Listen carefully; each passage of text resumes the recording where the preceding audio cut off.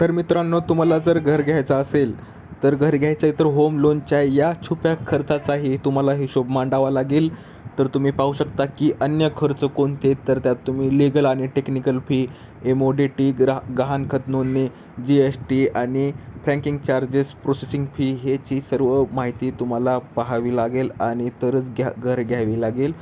की जर तुम्हाला माहिती नसेल तर तुम्ही अडचणीत येऊ शकता.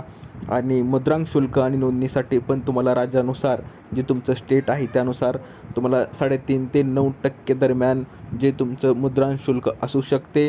आणि महिला खरेदीदारांसाठी काही राज्यांचं सवलत आहे. जर तुमचं घर महिलांच्या नावावर जर करत असाल तर तुम्हाला टक्केवारी मुद्रांक शुल्कामध्ये तुम्हाला सूट मिळू शकते. तर आपण पाहू शकतो की लीगल आणि टेक्निकल फीसुद्धा आहे.